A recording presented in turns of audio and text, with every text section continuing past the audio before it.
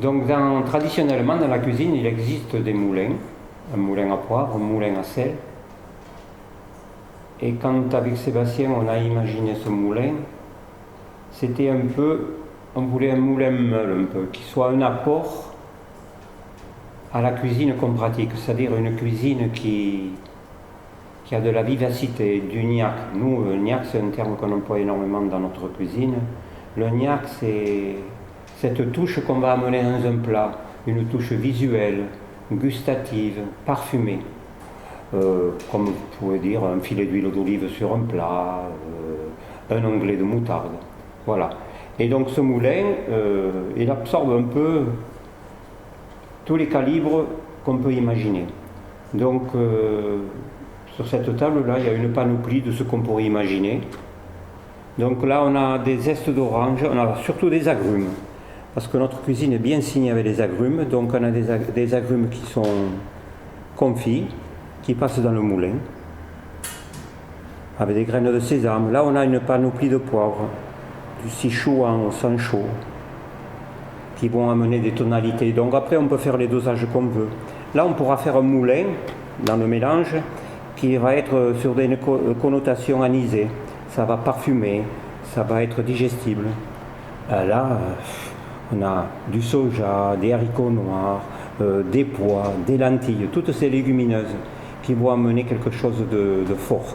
Alors donc, ce tour de moulin, on va pouvoir le faire sur un potage, sur une boisson, sur du cru, sur du cuit. Vous voyez, là par exemple, on a quelque chose qui va amener de la vivacité. C'est de l'ail, du poireau, des oignons, qui vont amener cette dynamique au plat. Là alors, ça c'est notre sancho, c'est le sancho du jardin avec des piments, avec de l'olive noire confite. Et puis moi personnellement j'ai un petit faible. Vous savez, c'est pour ce sucre casson que je vais mêler avec du gruau de cacao, avec 3 graines de café dedans. Ça sur une crème anglaise, c'est du bonheur. Ah, regardez ça, on a mis même de la noix de coco qu'on va peut-être mélanger avec des flocons d'avoine. Et puis, quelque chose qui est fabuleux aussi, c'est sur les poissons. Utiliser ces petites crevettes avec un peu de coriandre qu'on va glisser sur le plat. Alors, ce qui est intéressant avec ce meuble, avec ce moulin, c'est que on peut jouer sur la granulométrie avec cette couronne là, plus ou moins, suivant les envies. Là, on a des bananes, on a du champignon, on a de la cannelle. Oui, même le bois de cannelle passe dans ce meuble. Et puis on a toute une série d'algues.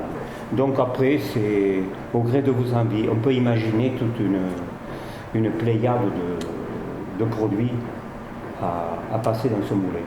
Or dans ce moulin, il y a peut-être une façon de l'utiliser, c'est que les mélanges ont peut-être tendance parfois à se dissocier. Le mieux c'est d'utiliser le moulin entre chaque tour. C'est comme un shaker, vous mélangez les produits, comme ça le mélange est homogène.